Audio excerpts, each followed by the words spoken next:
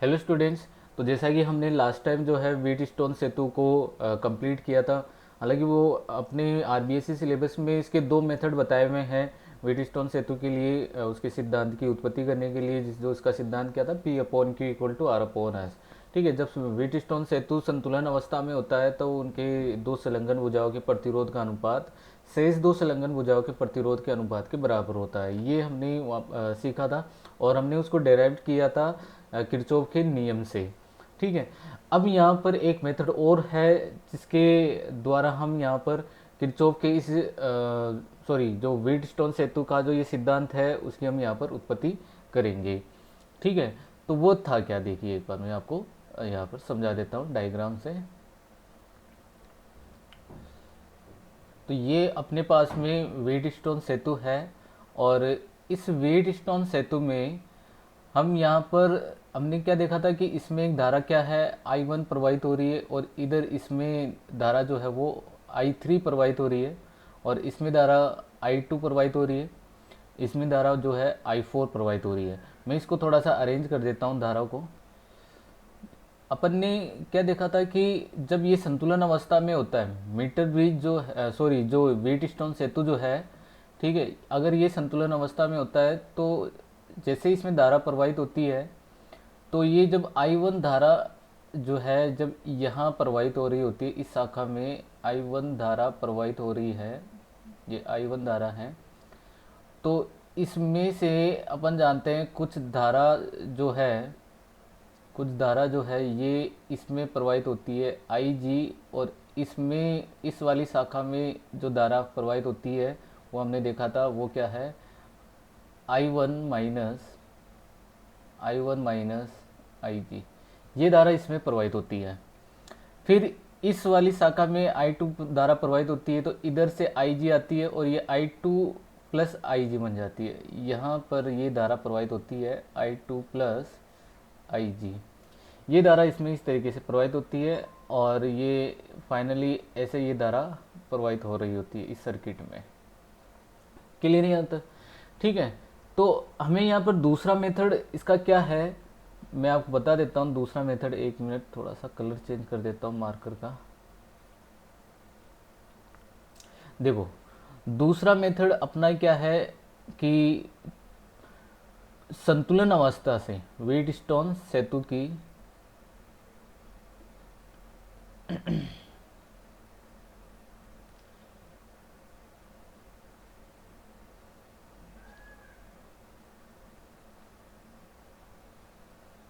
ये थोड़ा सा टाइम लग रहा है।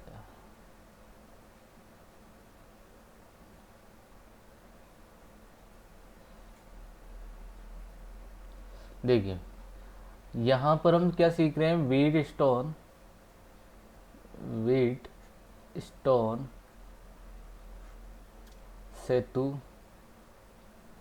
की संतुलन संतुलन अवस्था, व्हीटस्टोन सेतु की संतुलन अवस्था से व्हीट स्टोन सेतु के सिद्धांत की उत्पत्ति। ठीक है, अपन ने कल जो पढ़ा था वो किरचॉफ के नियम से हमने देखा था। ठीक है, यहाँ आज हम यहाँ पर देख रहे हैं किससे, संतुलन अवस्था से।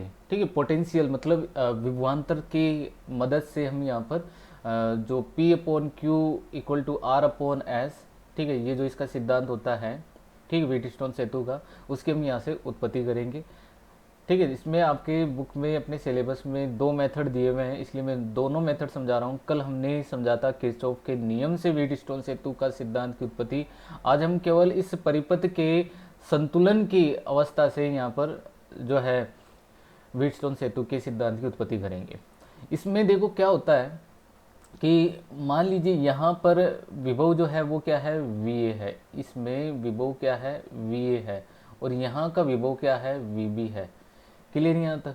यहाँ का विभव जो है वो क्या है VA, और यहाँ का विभव हम क्या मानकर चलते हैं VB मानकर चलते हैं।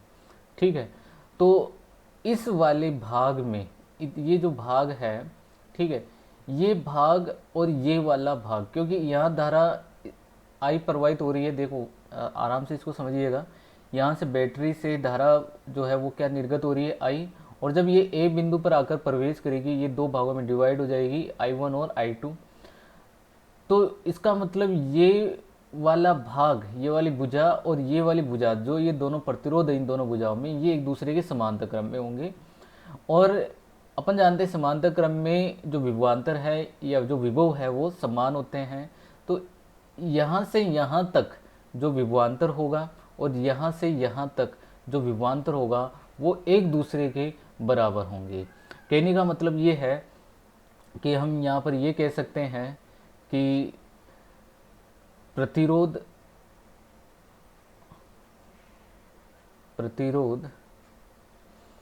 P व प्रतिरोध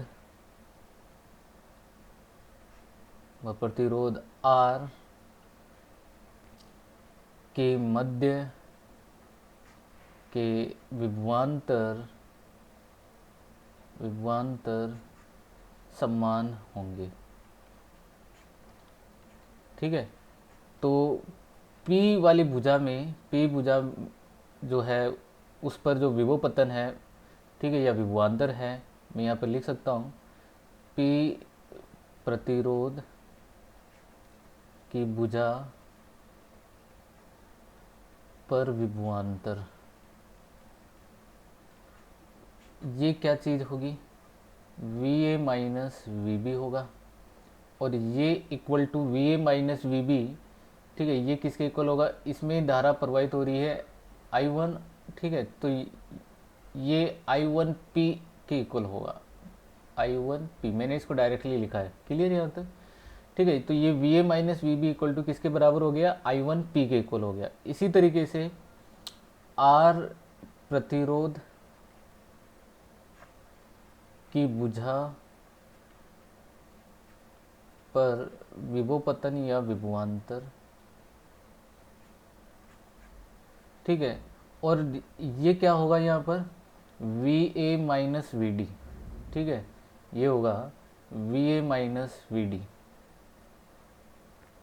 VA माइनस VD, और ये इक्वल होगा किसके, I2R के। ठीक है, VA माइनस VB, यहाँ पर तो है VA माइनस VB और इसके मध्य है VA माइनस VD, ये इक्वल होगा I2R के। ठीक है, यहाँ पर विभव पतन कितना हुआ I2 इंटू R, यहाँ विभव पतन कितना हुआ I1 इंटू P। ये सब बातें हमने पहले ही सीख चुके हैं इसके बारे में। ठीक है, और ये दोनों समांतर क्रम में हैं। ठीक है, इस वजह से ये दोनों का ये वाला विभवांतर और ये वाला विभवांतर एक दूसरे के बराबर होंगे, अर्थात VA माइनस VB इक्वल होगा VA माइनस VD के। तो यहाँ पर आप लिख सकते हो, चूँकि VA माइनस VB ये इक्वल होगा VA माइनस VD के। तो आप देख सकते हो हम VA माइनस VB का मान कितना लिखेंगे, I1P इक्वल ये कितना होगा I2R के, ये इक्वल हो जाएगा। क्लियर।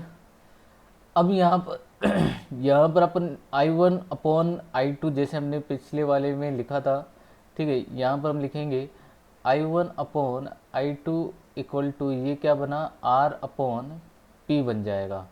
ठीक है, I1 अपॉन I2, ठीक है, I2 को इधर भेजेंगे I1 अपॉन I2 बनेगा और P को इधर भेजेंगे तो R अपॉन P बनेगा। ये वही समीकरण नंबर 1 हो गई जैसे हमने पिछले वाले में किरचॉफ के नियम में इसको सीखा था। क्लियर। ठीक है, अब इसमें आप देखिए इस वाली ब्रांच में चलते हैं, तो इसमें ये वाला प्रतिरोध और इस प्रतिरोध की बात करें, ठीक है, तो ये दोनों एक दूसरे के यहाँ पर समांतर होंगे। ठीक है, इस वाले में धारा प्रवाहित हो रही है I1 माइनस IG, इसमें धारा प्रवाहित हो रही है I2 प्लस IG। लेकिन ये संतुलन अवस्था का हमें उपयोग करना है। संतुलन अवस्था में IG का मान क्या होगा 0, फिर हम इसको बाद में एडजस्ट कर देंगे। ठीक है, तो कहने का मतलब ये हुआ कि अगर ये दोनों समांतर क्रम में है तो इन दोनों के मध्य का विभवांतर मतलब V B minus V C ये इक्वल होगा Q into I one minus I G के। और ये वाला विभवांतर कितना होगा V D minus V C, ठीक है, V D minus V C ये इक्वल होगा S into I two plus I G के। और ये दोनों विभवांतर एक दूसरे के बराबर होंगे। क्लियर यहाँ तक? ठीक है, तो यहाँ पर अपन लिखेंगे कि दूसरी जो संलग्न भुजा है मतलब जिसके प्रतिरोध Q व S वाली जो भुजाएं हैं ये एक दूसरे के समांतर है तथा इनके विभवांतर एक दूसरे के बराबर होंगे। तो हम यहाँ पर लिख सकते हैं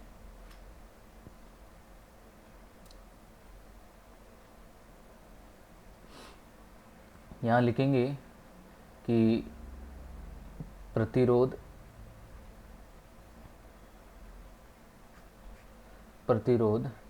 Q एवं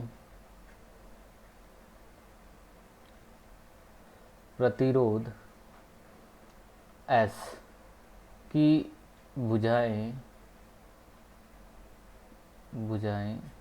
एक दूसरे के समांतर होगी, ठीक है, एक दूसरे के, एक मिनट,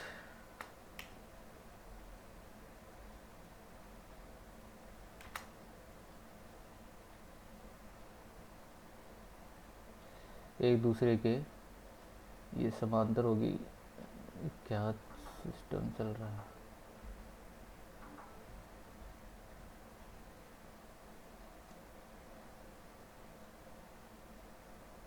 समांतर होगी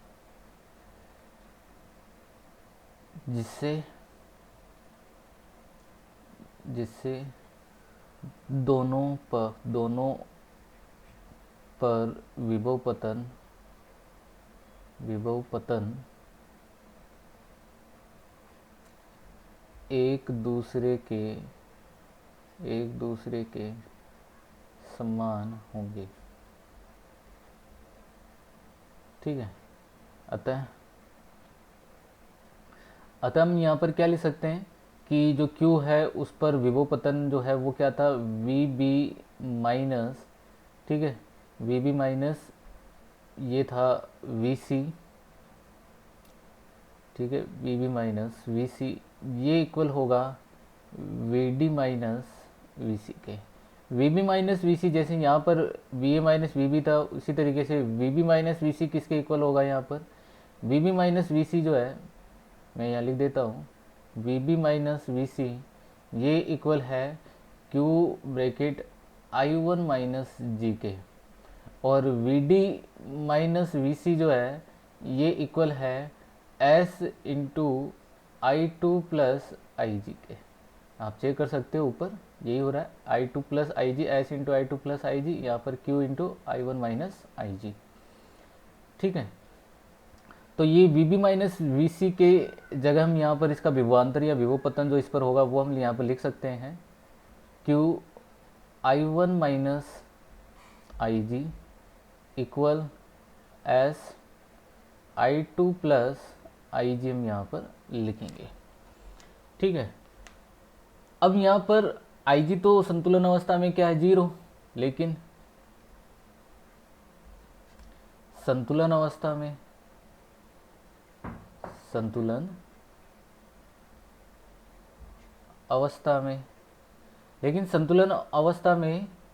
आई जी जो है वो क्या होगी 0 होगी। और आई जी 0 होगी तो हम यहाँ पर क्या लिख सकते हैं I one into Q equal to I two into S.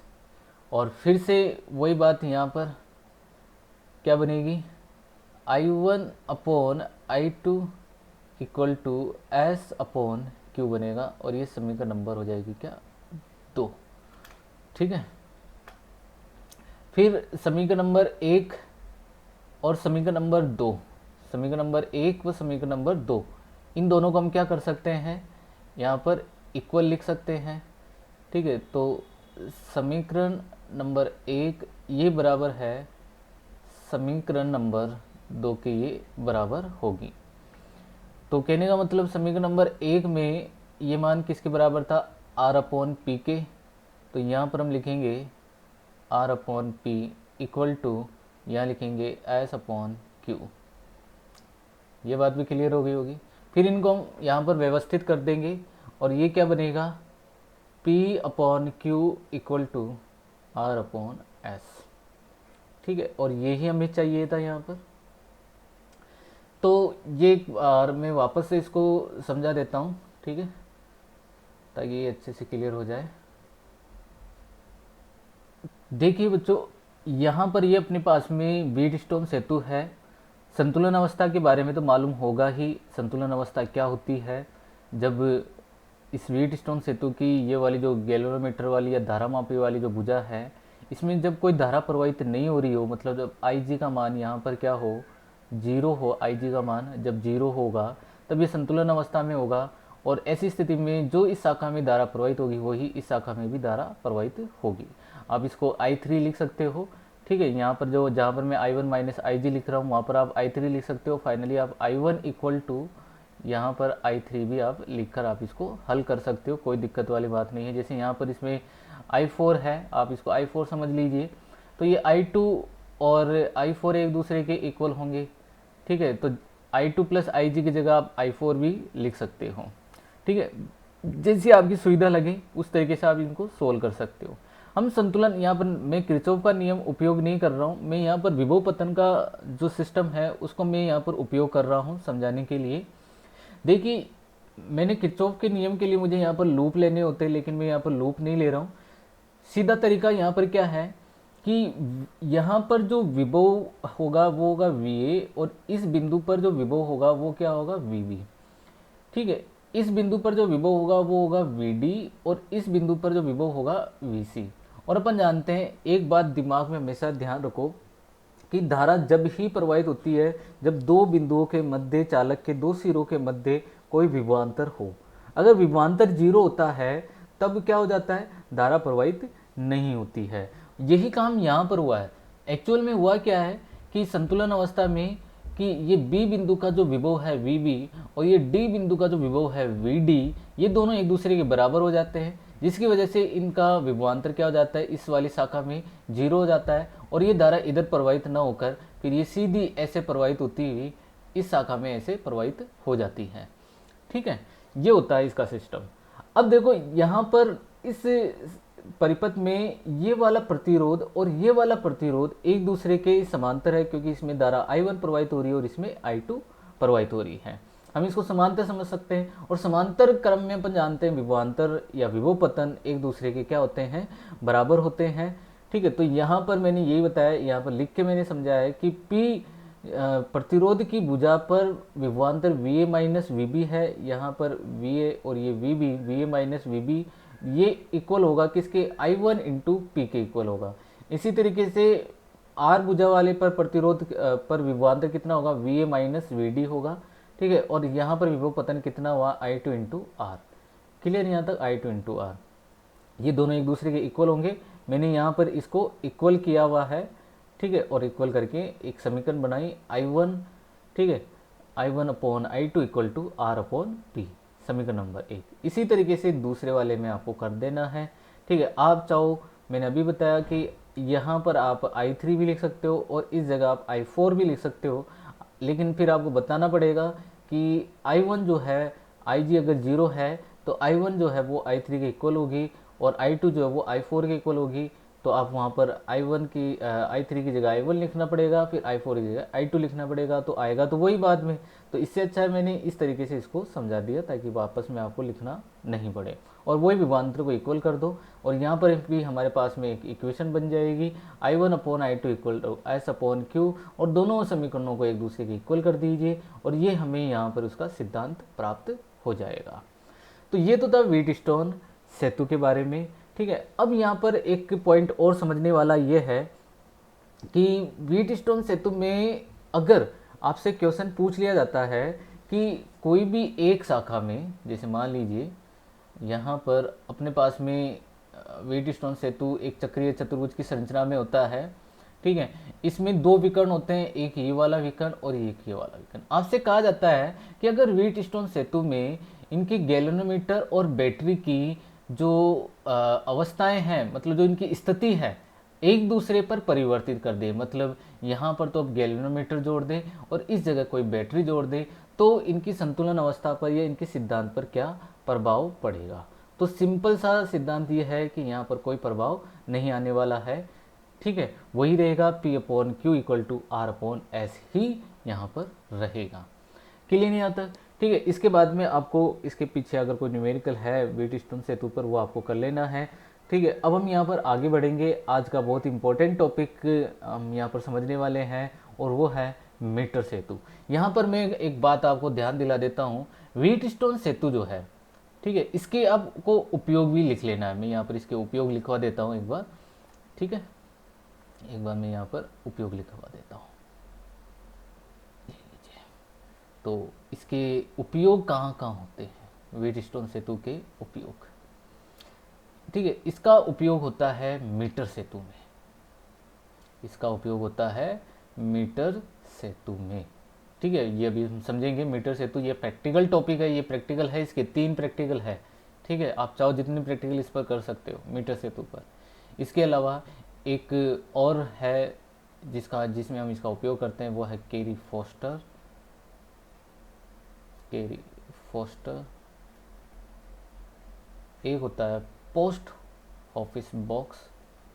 Post office box, ये जो दोनों बॉक्स, ठीक है, ये जो दोनों है यहाँ पर कैरी फोस्टर और पोस्ट ऑफिस बॉक्स, ये मीटर सेतु का ही एक विस्तारित रूप है। लेकिन यहाँ पर केवल अपने सिलेबस में मीटर सेतु है। यहाँ पर हम मीटर सेतु को ही यहाँ पर समझने वाले हैं और बड़े ध्यानपूर्वक समझना। मैं बहुत अच्छी तरीके से यहाँ पर समझाऊंगा। ठीक है, एक लाइव तरीके से यहाँ पर इस पॉइंट को समझाने वाला हूँ। ठीक है, बोर्ड पे नहीं समझा रहा हूँ। बोर्ड पे मैं पहले आपको इसका एक आइडिया दिखाऊंगा कि किस तरीके से मीटर सेतु दिखता है। ठीक है, फिर हम इसका प्रैक्टिकल कैसे करते हैं, प्रैक्टिकली करके यहाँ पर मैं आपको दिखाऊंगा मीटर सेतु में। इसका पूरा एक एक चीज़, एक एक सिद्धांत में यहाँ पर अच्छी तरीके से समझाने वाला हूँ। ठीक है, तो अब इसको ध्यानपूर्वक इसको समझना है। तो अब अपना नेक्स्ट टॉपिक है मीटर सेतु। तो देखो बच्चों, अब हम पढ़ने वाले हैं क्या, मीटर सेतु। मीटर सेतु, सेतु का मतलब होता है संतुलन। ठीक है, संतुलन अवस्था में हो। मीटर सेतु वो उपकरण है या वो युक्ति है जो कि व्हीटस्टोन सेतु के सिद्धांत पर कार्य करती है और जिसके द्वारा हम किसी तार का या कोई अज्ञात प्रतिरोध का मान ज्ञात करते हैं। ठीक है, मीटर सेतु कहते किसे हैं, सबसे पहले आपके बात में दिमाग में ये आनी चाहिए, मीटर सेतु कहते किसे हैं। इसकी परिभाषा मैं यहाँ पर नोट करवा देता हूँ। ठीक है, वह उपकरण या वह युक्ति, वह उपकरण जो व्हीटस्टोन सेतु, जो व्हीटस्टोन सेतु, व्हीटस्टोन सेतु के सिद्धांत, व्हीटस्टोन सेतु के सिद्धांत पर कार्य करता है तथा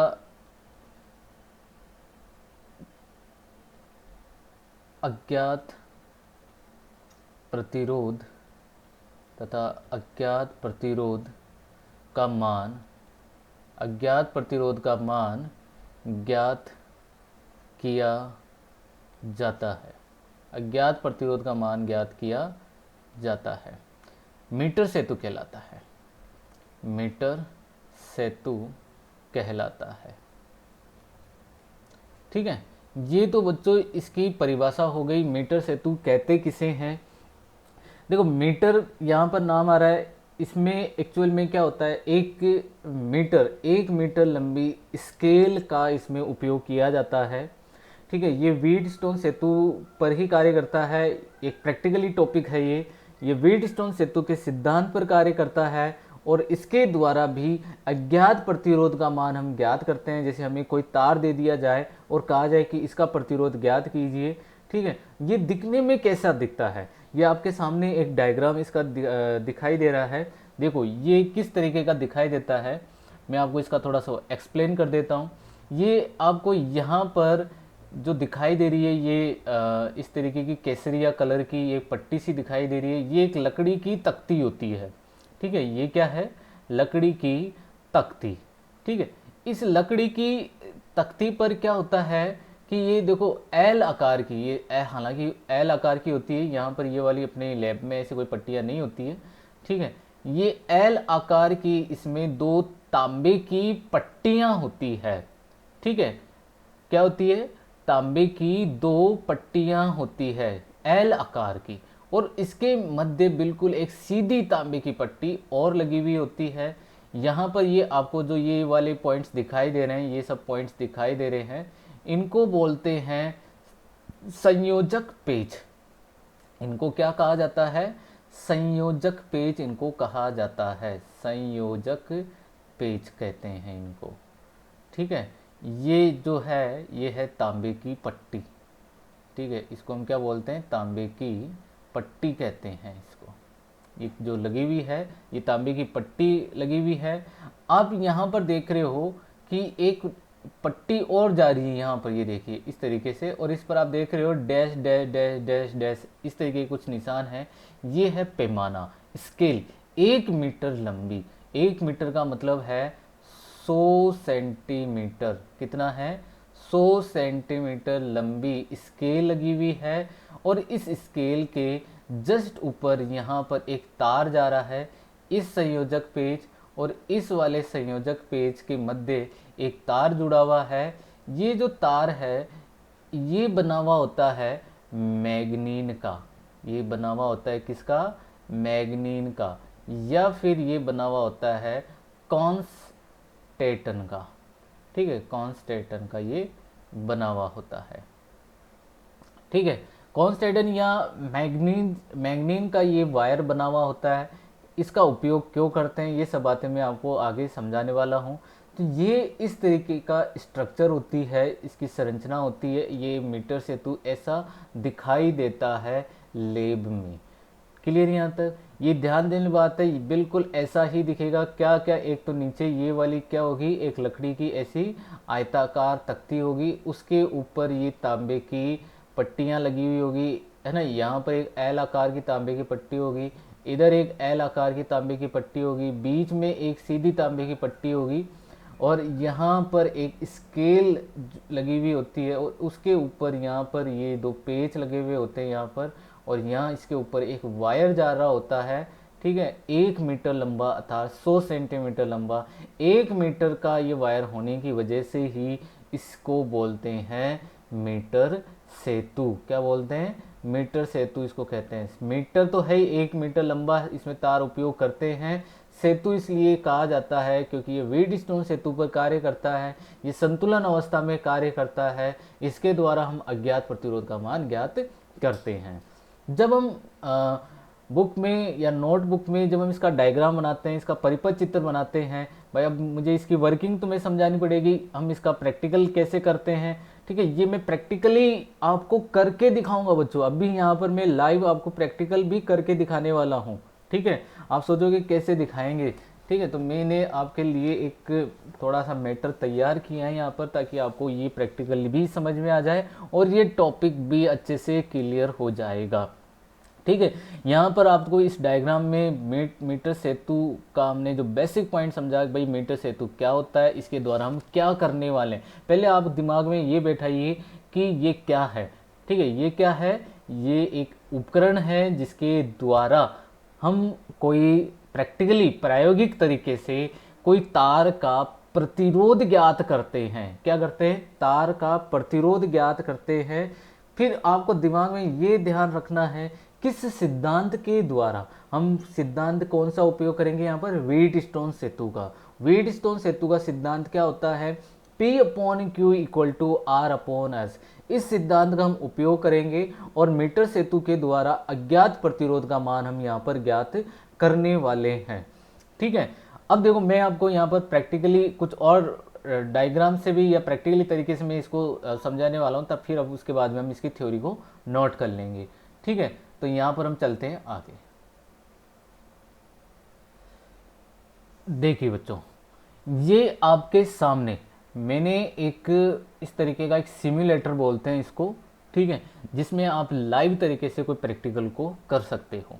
देखिए ये तो है क्या, ये क्या है अपने पास में, ये दिखाई दे रहा है आपको, ये लकड़ी की एक तख्ती है, तख्ती, उसके ऊपर ये दिख रही है आपको ये स्केल, ये जा रही है, देखो ये स्केल जा रही है, ये ऊपर यहाँ पर स्केल है, ये वाली देखो 100 सेंटीमीटर लंबी स्केल होती है। यहाँ पर ये देखो ये एक पट्टी है एल आकार की, यहाँ पर एक ये एल आकार की पट्टी है, और ये बीच में एक पट्टी और जा रही है। ठीक है, इसका परिपथ क्या होता है, सबसे पहले तो आपको बच्चों इसका मालूम होना चाहिए क्या, परिपथ। ठीक है, ताकि हम इसका प्रयोग कर सकें, हमें इसको जोड़ना है। ठीक है, तो पहले मैं आपको इसका परिपथ जोड़ना सिखाऊंगा। ठीक है, तो पहले हम परिपथ पे चलते हैं। ठीक है, तो मैं आपको वापस लेकर जा रहा हूँ कहाँ पर, परिपथ पे। ठीक है, परिपथ कैसे जोड़ते हैं, देखो बच्चों बहुत ही आसान तरीका है। मैं एक बार थोड़ी इसकी इंक को चेंज कर देता हूँ ताकि आपको समझ में आ जाए। ठीक है, ब्लैक इंक ले लेते हैं यहाँ पर। ठीक है बच्चों, देखिए ये अपने पास में ये है, इसमें करना क्या है कि ये वाला पॉइंट और ये वाला पॉइंट, ये जो दोनों पॉइंट है, इसके बीच में, इन दोनों के बीच में हम एक प्रतिरोध बॉक्स को यहाँ पर जोड़ेंगे। ठीक है, एक मिनट, तो थोड़ी सी, ये क्या आज नया सॉफ्टवेयर पर मैं काम कर रहा हूँ, तो थोड़ी सी इसको समझने में दिक्कत आ रही है, कोई बात नहीं। ठीक है, तो ये एक वायर लिया और वायर को मैंने इस वाले पेज के साथ में इसको जोड़ दिया। एक वायर और लेंगे, ठीक है, यहाँ के साथ में यहाँ पर जोड़ देंगे इस जगह। इन दोनों वायर को जोड़ना है, एक प्रतिरोध बॉक्स होता है। ठीक है, क्या होता है, एक प्रतिरोध बॉक्स होता है, आर बी उसको हम लिखते हैं यहाँ पर, आर बी प्रतिरोध बॉक्स, रेजिस्टेंस बॉक्स कहेंगे। और इन दोनों वायर को इस प्रतिरोध बॉक्स के साथ में यहाँ पर जोड़ देते हैं। मैं पूरा यहाँ पर समझाने वाला हूँ। देखो प्रतिरोध बॉक्स दिखता कैसा है, ये देखिए बच्चों, ये रहा प्रतिरोध बॉक्स। ठीक है, इस प्रतिरोध बॉक्स को यहाँ पर हमें जोड़ना है। देखो मैंने क्लिक किया, ये प्रतिरोध बॉक्स को यहाँ पर मैंने इसको जोड़ दिया। ठीक है, ये जो दोनों पेज थे यहाँ वाले, ठीक है, देखो यहाँ पर दिखाता हूँ। ठीक है, यहाँ देखिए ये जो दोनों पेज है ना ये वाले, ठीक है, इनके बीच में क्या जोड़ना होता है, एक प्रतिरोध बॉक्स जोड़ना होता है। ये प्रैक्टिकल में अपने लैब जो होती है वहाँ पर एक बॉक्स होता है, ऐसा डब्बा पड़ा होता है ऐसा। ठीक है, उसमें बहुत सारी कीज लगी हुई होती है, ऐसी कुंजियाँ लगी होती है इसके अंदर। ठीक है, जिसमें से हम कोई प्रतिरोध का चयन करते हैं, 1 ओम का जोड़ना है भाई, इन दोनों के बीच में 2 ओम का जोड़ना है, 3 भाई, इनको चेंज करना है। इनको चेंज करके मुझे गैल्वेनोमीटर, ये है बच्चों, आपको ये दिखाई दे रहा है ना, ये गैल्वेनोमीटर है, धारा मापी। मैंने आपको बताया था पिछले वाले व्हीटस्टोन सेतु वाले टॉपिक में, ये होता है धारा मापी होती है। ठीक है, इसमें अपन को क्या देखना होता है, शून्य विक्षेप, है ना। व्हीटस्टोन सेतु धारा मापी के शून्य विक्षेप के सिद्धांत पर कार्य करता है। जब इसमें शून्य विक्षेप होता है तो व्हीटस्टोन सेतु किस में आ जाता है, संतुलन अवस्था में आ जाता है। संतुलन अवस्था में आता है तो बीच वाली जो बीडी वाली जो शाखा होती है, विकर्ण होता है, जहाँ गैल्वेनोमीटर जुड़ा हुआ होता है, अभी हमने देखा, उसमें कोई धारा प्रवाहित नहीं होती, तब उस पूरे परिपथ को हम कहते हैं संतुलन परिपथ, संतुलन अवस्था कहलाती है। यही हमें चेक करना होता है, संतुलन अवस्था ही यहाँ पर हमें लानी होती है। मीटर सेतु में भी हमें यही लाना होता है, कुछ नहीं है, बहुत ही सिंपल सा है। अभी पूरा एक एक पॉइंट में यहाँ पर क्लियर करवाने वाला हूँ। तो यहाँ पर हमने क्या जोड़ दिया, इन दोनों पेज के बीच में प्रतिरोध बॉक्स को जोड़ दिया। ठीक है, प्रतिरोध बॉक्स क्या होता है, जिसमें हम अलग अलग प्रतिरोध को यहाँ पर जोड़ सकते हैं। ऐसे नहीं एक वायर जोड़ा तो अब वो तो फिक्स हो गया। अब अगर मुझे और प्रतिरोध जोड़ना होता, जैसे 2 ओम करना होता, 3 ओम करना होता, तो मुझे बार बार में उनको हटाना पड़ता फिर। तो इससे अच्छा है यहाँ पर हमें एक ऐसा बॉक्स है जिसमें आप 1000 ओम तक प्रतिरोध जो है आसानी से बदल सकते हो। ठीक है, ये भी मैं लाइव करके दिखाऊंगा। ठीक है, अब आगे बढ़ते हैं। फिर आपको करना क्या है, आपको कोई तार दिया हुआ होगा, ठीक है, जो कि अपने लिए क्या होगा, अज्ञात प्रतिरोध, हमें उसका प्रतिरोध का मान ज्ञात करना है। उस तार को ये वाले जो दोनों पेच होते हैं इनके बीच में यहाँ पर आपको जोड़ देना है। ये अपना अज्ञात प्रतिरोध होता है बच्चों, क्या, एस। ठीक है, ये आर, ये वाला है आर, ये होता है एस। क्लियर हो गया यहाँ तक भी। फिर करना क्या है, फिर ये जो बीच वाला जो पेज होता है ना, ये बीच वाला पेज, इससे हमें जोड़ना होता है गैल्वेनोमीटर को, धारामापी को हमें जोड़ना होता है। ठीक है, ये यहाँ पर एक वायर जोड़ेंगे और इस तरीके से यहाँ पर लाते हुए, ठीक है, इस तरीके से लाते हुए ये अपना क्या हो गई यहाँ पर धारामापी। ठीक है, ये अपनी क्या हो गई, जी लिख देता हूँ मैं, धारामापी। फिर इसका दूसरा सिरा हम जोड़ते हैं किससे, एक तार से जोड़ते हुए एक जोकी से हम यहाँ पर इसको जोड़ देते हैं। ठीक है, एक जोकी जोड़ दिए यहाँ पर। फिर अभी देखो यहाँ पर दिखाता हूँ मैं, देखिए ये देखिए, ये बीच वाला पेज है। ठीक है, इस बीच वाले पेज में देखो एक वायर जुड़ा हुआ है यहाँ पर। ये वायर देखो यहाँ से नीचे से निकल रहा है, इसके तख्ती के नीचे से आ रहा है, और ये देखिए यहाँ से निकल कर ये आ रहा है इस धारामापी के इस वाले पेज से, इसको जोड़ दिया। ठीक है, फिर उसके बाद में यहाँ पर ये वाला दूसरा पेज है ना, इसके साथ में हमने एक और वायर की सहायता से जा रहा है, और ये यहाँ पर ये है जोकी। ठीक है, ये जोकी से इसको जोड़ा हुआ है, इस तरीके से जोकी से इसको हमने जोड़ा हुआ है। मैं हर एक पॉइंट को क्लियर करवाऊंगा, जो आप ध्यानपूर्वक इसको समझते हुए चलना है। तो ये वही किया हमने, बीच वाले पेज से यहाँ पर एक तार लिया, गैल्वेनोमीटर धारामापी से जोड़ा यहाँ पर, फिर दूसरा वाले पेज से मैंने जोकी जोड़ दी और यहाँ पर इस तार से इसको टच करवा दिया। फिर करना क्या है, फिर उसके बाद में ये वाला पेज और ये वाला जो पेज है, इन दोनों के बीच में हमें बैटरी और कुंजी यहाँ पर जोड़ देनी होती है। ठीक है, तो यहाँ पर इसके बीच में यहाँ पर मैं जोड़ूंगा एक बैटरी। ठीक है, ये बैटरी, और फिर यहाँ पर जोड़ेंगे एक कुंजी ऑन ऑफ के लिए। ठीक है, और यहाँ पर इसको ऐसा कनेक्ट कर देंगे। अब ये जो आपको दिखाई दे रहा है ना, देखो ये कैसा दिखेगा। आप देखो, ये तो मैंने अभी तुम्हें लाइव जोड़ के यहाँ पर दिखाया है।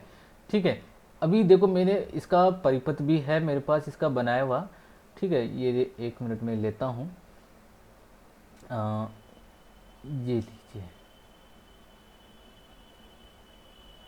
ये अपने पास में एक परिपथ मैंने लिया है।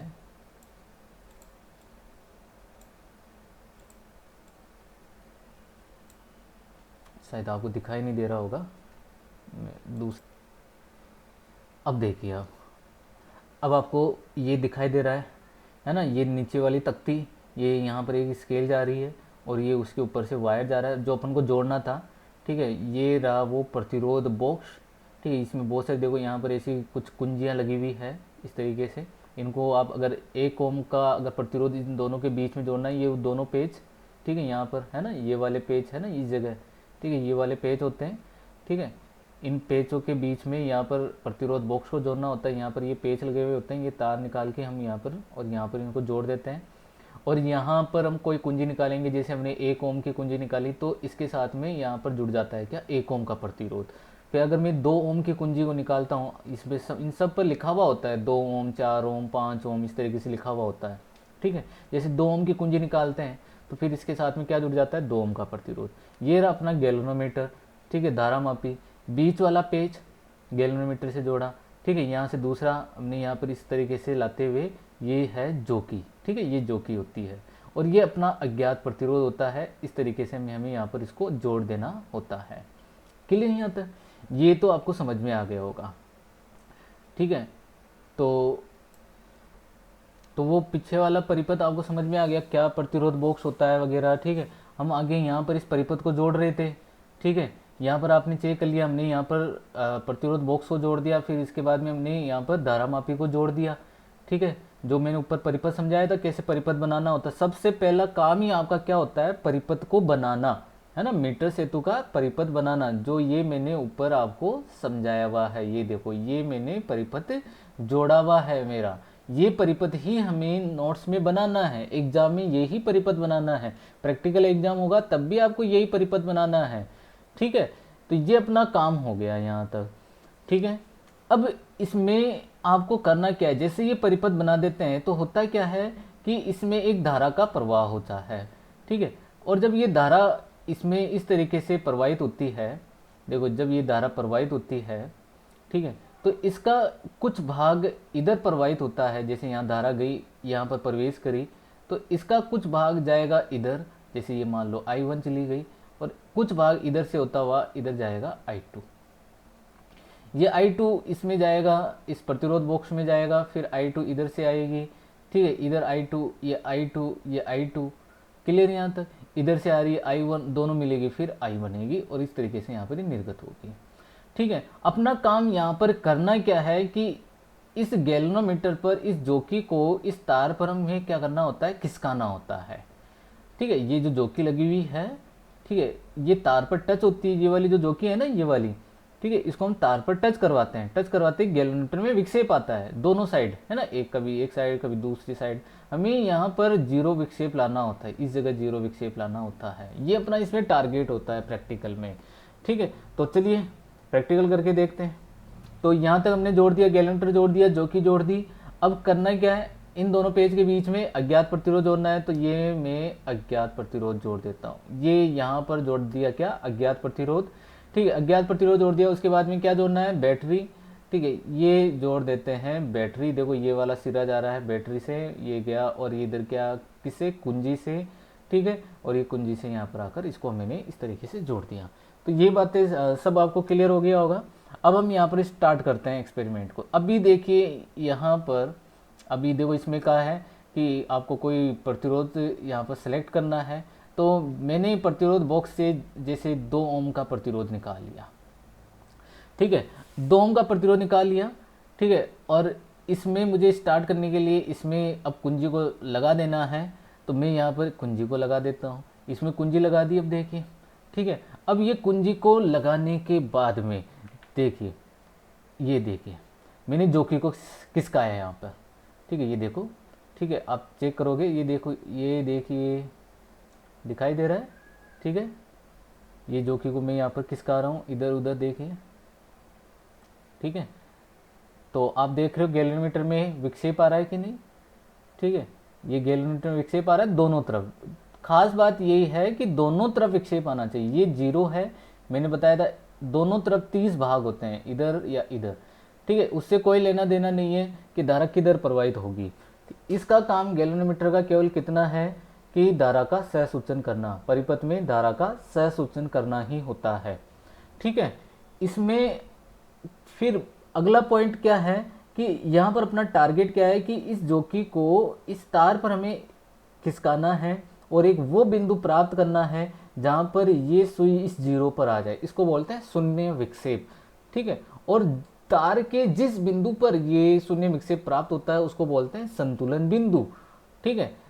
क्या बोलते हैं, संतुलन बिंदु कहते हैं। और देखो जैसे मैं यहाँ पर संतुलन बिंदु प्राप्त करके दिखाता हूँ,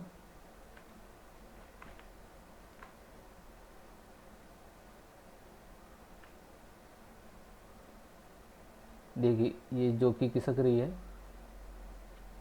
आप देख रहे हो विक्षेप चल रहा है, ठीक है।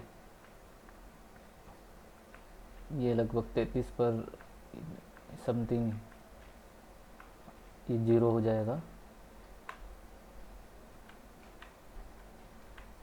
ये देखिए 33 यहाँ पर देखो लिखा हुआ आ रहा है, रीडिंग यहाँ पर लिखी हुई आ रही है कि 33.3। हालांकि ये रीडिंग बिल्कुल मध्य बिंदु पर आनी चाहिए, ये भी आपको ध्यान देना है। अभी अब की बार बोर्ड एग्जाम में मीटर सेतु से एक क्वेश्चन पूछा गया था कि मीटर सेतु में संतुलन बिंदु तार के मध्य बिंदु पर ही क्यों लेना चाहिए, ऐसा एक क्वेश्चन पूछा गया था। और मध्य बिंदु पर लेना चाहिए क्योंकि मध्य बिंदु का मतलब ये होता है कि अगर आपके मीटर सेतु में अगर ये जीरो लगभग 40 या 60 के बीच में आ रहा है, जैसे 50 पर आ रहा है ना यहाँ पर, ठीक है, जैसे ये 40 के इधर जाएगा ये, या इस तार पर देखोगे तो ये लगभग यहाँ पर मध्य पर आएगा, ये प्राप्त होगा, ठीक है। तो इसका मतलब ये होता है कि आपकी जो मीटर सेतु जो है ना वो बहुत अच्छा है, सुग्राही है। तो सुग्राहिता अधिक होने के लिए, मीटर सेतु की सुग्राहिता अधिक होने के लिए हम तार के मध्य बिंदु पर ही संतुलन बिंदु लेना चाहते हैं। अगर आपके प्रैक्टिकल में अगर ये जैसे अभी यहाँ पर 33.3 आ रहा है, तो प्रैक्टिकल में हम इसको और चेंज करके, मतलब मैं यहाँ पर इसको मध्य बिंदु पर ला सकता हूँ। मुझे ये लाने के लिए मुझे इस तार की लंबाई को बदलना होता है, जिससे इसका प्रतिरोध बदलता है, ठीक है।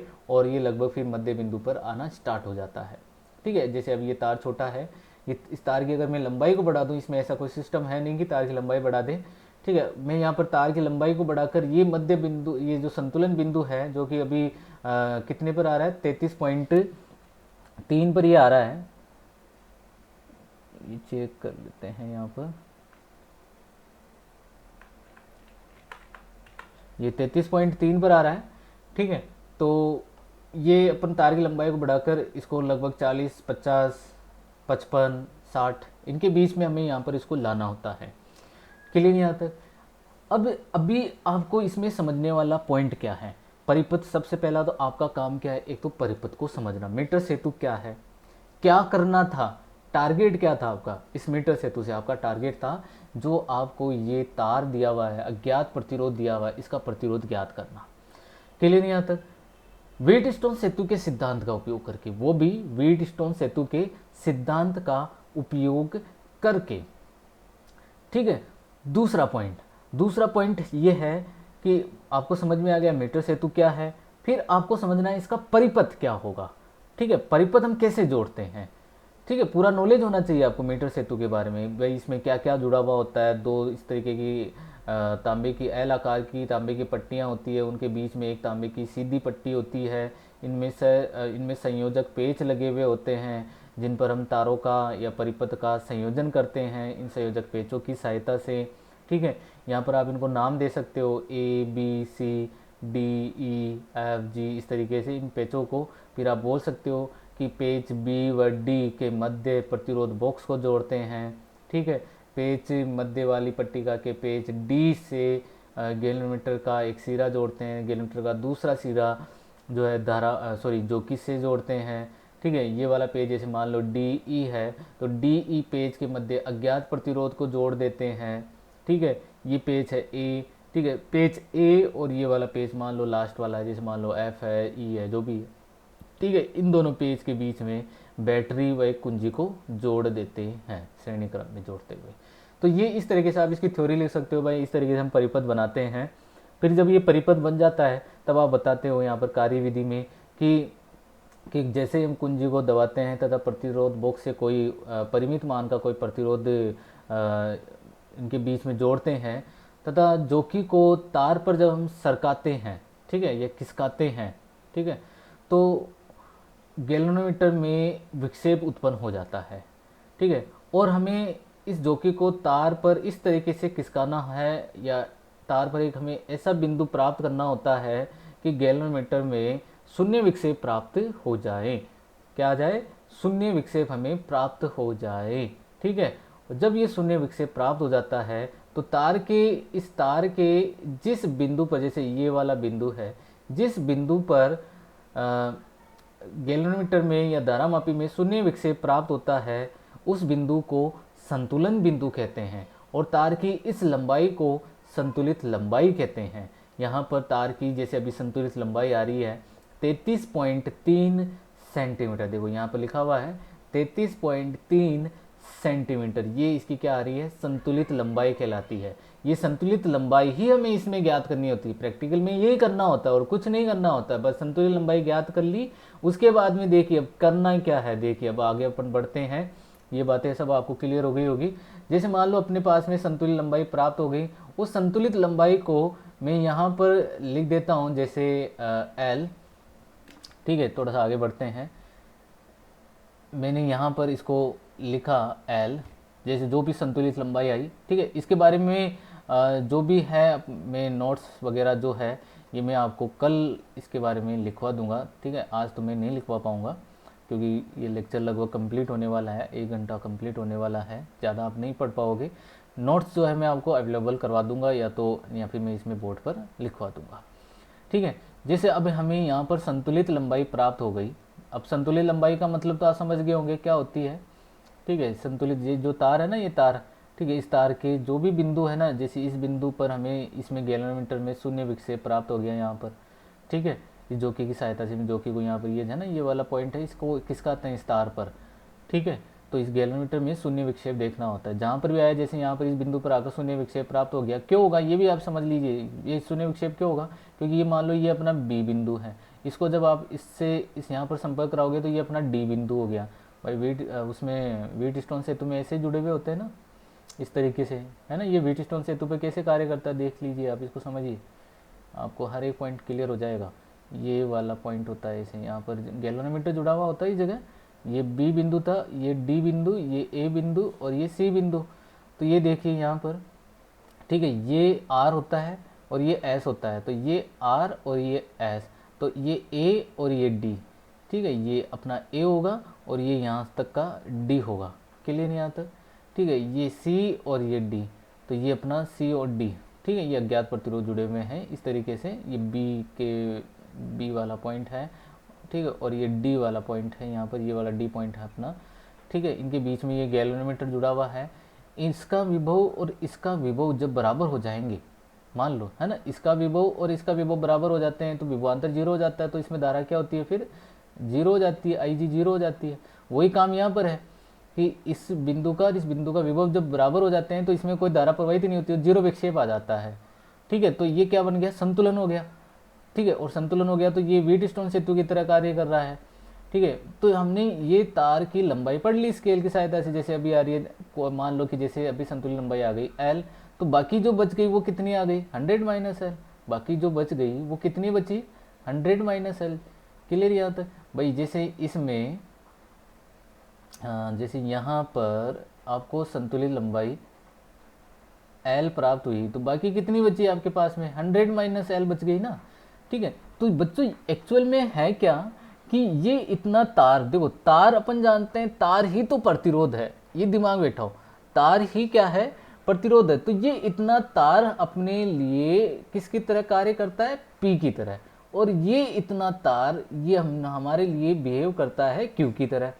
अब इसका क्षेत्रफल सेम रहेगा, ठीक है, इसकी प्रतिरोधकता, तार तो एक ही है ना, तार तो एक ही धातु का बना हुआ, तो प्रतिरोधकता तो नियत रहेगी। अपन जानते हैं प्रतिरोध R इक्वल टू क्या होता है, रो एल अपॉन ए। भाई क्षेत्रफल तो इसका नहीं बदलेगा तार का, है ना, इस तार का क्षेत्रफल तो ना बदल जाएगा, ये बदलना भी नहीं चाहिए, ये इसकी सीमा है, मीटर सेतु की में सीमा क्या होती है कि क्षेत्रफल नहीं बदलना चाहिए। प्रतिरोधकता नियत है, ये दोनों नियत है, तो R किसके इक्वल हो गया, L के। तो ये R कौन है, प्रतिरोध, ये वाला P, ठीक है। ये P किसके इक्वल आया यहाँ पर, L के बराबर, तो मैं यहाँ पर लिख दूँ ऐसे P इक्वल टू L आ गया, ठीक है। और यहाँ पर अपने पास में ये क्या है, 100 माइनस एल है, ठीक है, और ये किसके बराबर, Q के, तो मैं लिख सकता हूँ कि नहीं, Q equal 100 minus L, clear यहाँ तक। अब अपन जानते हैं व्हीटस्टोन सेतु तो क्या कहता है, P upon Q equal to R upon S, है ना, P upon Q equal to R upon S होता है ना, तो P तो क्या है बच्चों, L, ठीक है, और Q क्या है, 100 माइनस एल, ये देखो, और इधर क्या है, R अपॉन एस। आर तो हमारे पास में प्रतिरोध, ये आर है ना, ये अपना आर है, ठीक है। यहाँ से आपने 1 ओम निकाला, ठीक है, आर मालूम हो गया। एल आपको संतुलित लंबाई जैसे अभी 33.3 आ रही है, तो ये 33.3, 100 माइनस एल, बच गया क्या, एस, यही तो ज्ञात करना है आपको यहाँ पर, ये एस है ना अपना, ये एस ही तो ज्ञात करना है। तो ये एस जब आप ज्ञात करोगे तो एक सूत्र बन गया अपने पास में, ठीक है, एस को इधर भेजो, बाकी को इधर भेजोगे, तो ये क्या बनेगा, 100 minus L upon L into R. ये अपने पास में ऐसा एक सूत्र प्राप्त हो जाएगा अज्ञात प्रतिरोध का मान ज्ञात करने के लिए। ये बात क्लियर हो गई, P इक्वल टू एल वाली, Q equal to 100 minus L वाली, यही इसमें काम की चीज़ है और कुछ नहीं है, कोई डेरिवेशन तो ना, ये तो एक प्रैक्टिकली टॉपिक है, ठीक है भाई। संतुलित लंबाई यहाँ पर प्राप्त हुई, ठीक है, तो इतना भाग जो है वो तो करता है किसकी तरह व्यवहार, P की तरह, और जो शेष रह गया वो भाग व्यवहार करता है किसकी तरह, भाई ये देखो यहाँ पर तो R जुड़ा हुआ है, आर वाला पी वाला एक साथ जुड़ते हैं एक पॉइंट से, ये देखो यहाँ पर ये पी है ना, ये आर, ये क्यू, ठीक है। तो पी और आर वाला तो एक ही पॉइंट से जुड़ा हुआ है ना, ये देखो ये आर, ठीक है, और ये पी, ये एक ही पॉइंट से जुड़े हुए हैं ये इधर, ठीक है, और बाकी वाले ये वाले है ना, ये क्या है, क्यू है ना, ये सॉरी ये तो एस, और ये क्यू, ये इधर जुड़े हुए हैं, और इनके बीच में यहाँ पर ये क्या जुड़ी हुई है, धारामापी, ये देखो ये इनके बीच में क्या जुड़ी हुई है, धारामापी। अब आपको दिखाई दे रहा है कि हाँ ये वाकई में व्हीटस्टोन सेतु ही है, ठीक है। तो ये P किसके इक्वल है, L के इक्वल, क्यों है, क्योंकि प्रतिरोधकता नियत है तार की, क्षेत्रफल यहाँ पर नियत है दोनों का, तो हम क्या लिख सकते हैं, P इक्वल टू एल, और यहाँ लिख सकते हैं, या आप नहीं भी लिखना चाहो तो आप इसको सूत्र के रूप में लिख दीजिए। देखो अगर आप नहीं भी लिखना चाहते हो तो आप P को ऐसा भी लिख सकते हो बच्चों, P इक्वल टू रो, प्रतिरोधकता तार की रो है, लंबाई L है और नीचे क्षेत्रफल A है। Q इक्वल टू रो, लंबाई कितनी आई तार की 100 माइनस एल, फिर अपॉन A। जब आप इनको डिवाइड करोगे, अब डिवाइड करोगे तो सीधी सी बात है ये रो A कैंसिल होंगे और फिर वापस से क्या बनेगा, ये L अपॉन 100 माइनस एल ही बनेगा। और ये किसके इक्वल है, R अपॉन एस के। भाई P upon Q equal to R upon S, तो ये अज्ञात प्रतिरोध ज्ञात हो गया।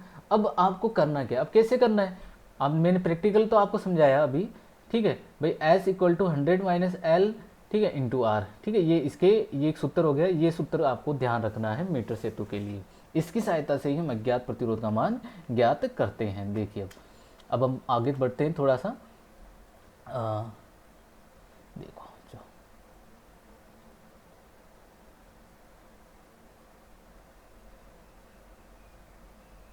देखो अपने पास में प्राप्त हुआ क्या, S equal 100 minus L upon L into R, ये सूत्र हमें प्राप्त हुआ, ठीक है।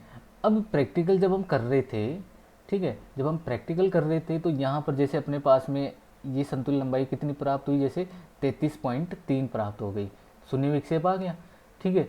तो यहाँ पर आपको लिखना है एल कितनी आई, एल आई 33.3 सेंटीमीटर। तो 100 माइनस एल कितना आ गया आपके पास में, 100 माइनस 33.3।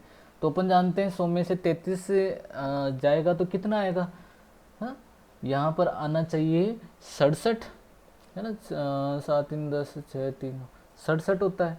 तो ये हो जाएगा 66.3, है ना, ये आएगा 66.3, ठीक है। सॉरी ये 33.3 था, सॉरी, तो ये 66.7 बचेगा, ठीक है, 66.7 सेंटीमीटर। ये 100 माइनस एल जोड़ के देख लेना, 100 हो जाएगा, 7 3 10 6 3 और 1 10 6 3 और 1 10, तो ये कितना हो गया, ठीक है, 66.7 आ गया। आर आपने कितना निकाला था, देखो प्रैक्टिकल किया जब, आर आपने निकाला 2 ओम, एल कितनी आई 33.3, ठीक है। तो ये बढ़ते हैं आगे, तो एस इक्वल टू यहाँ 100 माइनस एल की जगह क्या लिखोगे, 66.7 अपॉन यहाँ लिखते हैं 33.3 इंटू प्रतिरोध कितना निकाला 2। बस आपको इसको सोल्व कर लेना है, एस का मान प्राप्त हो गया। बोलो, तो ये इस तरीके से हम मीटर सेतु के द्वारा किसी अज्ञात प्रतिरोध का मान हम ज्ञात करते हैं, ठीक है। किसकी सहायता से, मीटर सेतु की सहायता से हमें क्या करना होता है, यहाँ पर अज्ञात प्रतिरोध का मान ज्ञात करना होता है। ये सारा सिस्टम आपके सामने दिखाई दे रहा है, ठीक है, मैंने प्रैक्टिकली तरीके से बता दिया, ठीक है। ये लाइव आपको मैंने इस तरीके के पिक्चर्स आपको दिखा दी है, इसमें आपको पूरा एक एक पॉइंट दिमाग में बैठ गया होगा, ठीक है। इसका जो नोट्स जो है मैं आपको कल लिखवा दूंगा, ठीक है। आज आपको इतना समझ लेना है, बाकी आप एक न्यूमेरिकल अगर इसके लिए करना चाहो, आप अपनी बुक से भी इसके बारे में थोड़ा बहुत पढ़ सकते हो, समझ में आ जाएगा, ठीक है। इसकी कुछ सीमाएं भी होती है, वो भी मैं आपको कल बता दूंगा। आप एग्जाम्पल नंबर 6.4 यहाँ पर कर सकते हो। जैसे एग्जाम्पल नंबर 6.4 इसमें समझाया हुआ है, ठीक है। देखिए यहाँ पर एग्जाम्पल नंबर 6.4 में चलते हैं, ठीक है। तो इसमें कहा है मीटर सेतु के एक प्रयोग में प्रयुक्त प्रतिरोध बॉक्स से 8 ओम का प्रतिरोध निकालकर अज्ञात प्रतिरोध के लिए अविक्षेप, अविक्षेप का मतलब है शून्य विक्षेप की स्थिति तार के उच्च विभव के सिरे से 45.5 सेंटीमीटर पर प्राप्त होती है, ये है ना। तो इसमें कहा है कि भाई एल प्राप्त होती है 45.5 सेंटीमीटर पर, ठीक है। और इसने कहा है कि आर कितना निकाला, 8 ओम निकाला। पूछा है क्या, अज्ञात प्रतिरोध एस का मान ज्ञात करो। तो एस इक्वल टू वही 100 minus L upon L into R सूत्र का उपयोग करो। ये कितना आ जाएगा 55.5, 55.5 सही है ना, ठीक है, अपॉन सही है 55.5 होगा या 50.5 होगा, मिस्टेक कर दी क्या यहाँ पर, एक मिनट। 100 में से ये एक तो ये माइनस करना, ये पॉइंट वाला दिक्कत हो जाती है। 45.5, 5 बच गए, 9 में से 44 आएगा, है ना, यहाँ पर आना चाहिए, कितना आएगा भाई 4, है ना, तो ये 9 5 54, 54.5, यहाँ आना चाहिए 54.5। ठीक है, चेक कर लेना यार तुम लोग। तो ये आ गया 54.5 सेंटीमीटर आ गया 100 - L। ठीक है, तो ये लिख दीजिए यहाँ पर भैया। कहाँ गया भाई, एक तो ये पॉइंट भी नहीं मिलता, कहाँ चला जाता है।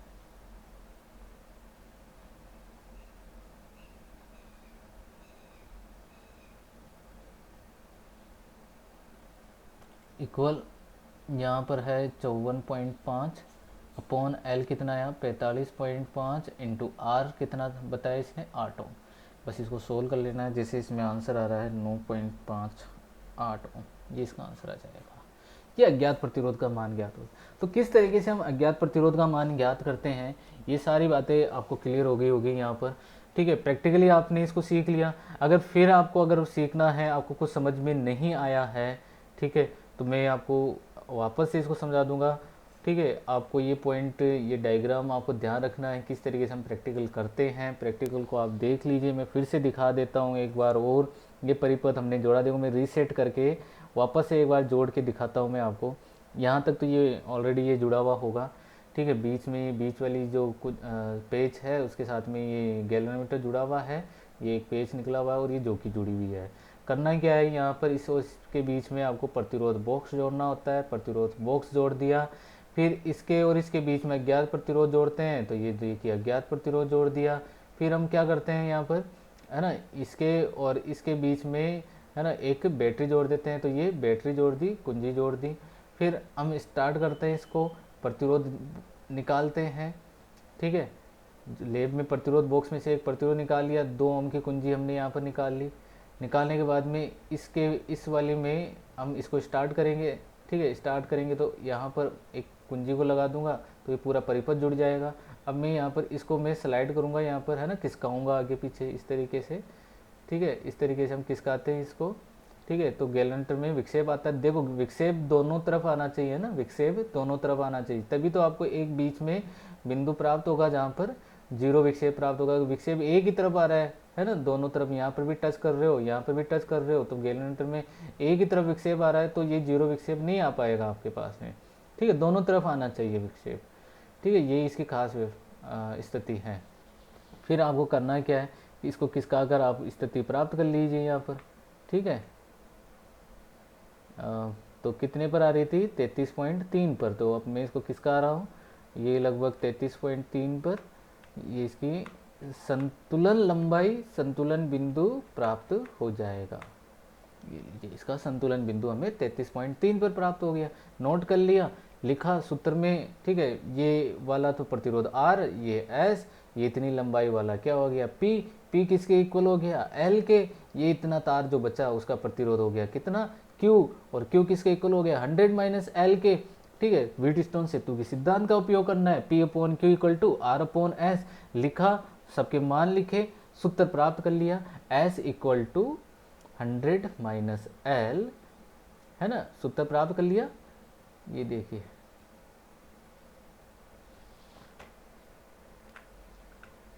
ठीक है, 100 - L डिवाइड L × R। फिर बस आपको क्या करना है, अज्ञात प्रतिरोध आप आसानी से ज्ञात कर सकते हो। तो इसके जो नोट्स है, मैं फिर से बोल रहा हूँ, इसका जो नोट्स है, क्योंकि ये थ्योरेटिकल था, प्रैक्टिकल था। प्रैक्टिकल में आप अब जानते हो मुझे कितनी इसमें थ्योरी लिखवानी है अभी तक। ठीक है, तो मैं देखूंगा कि या तो मैं आपको कोई पेज में या PDF आपको भेजूँ मैं, या फिर इस यहाँ पर इसमें नोट्स लिखवाऊँ। ठीक है, जो भी मैं करना चाहूँगा मैं आपको प्रोवाइड करवा दूंगा, या पेज की यहाँ पर, जैसे अभी मैंने कोई पिक्चर यहाँ पर लाता हूँ, वैसे ही कोई नोट्स का पिक्चर यहाँ पर आपको मैं ऐड करवा दूंगा, या PDF आपको सेंड कर दूंगा ग्रुप में। इस मीटर सेतु के लिए आपको उसको नोट कर लेना है। ठीक है, तो जो आज के लिए इतना ही आपको समझ में आ गया होगा। ठीक है, तो थैंक यू।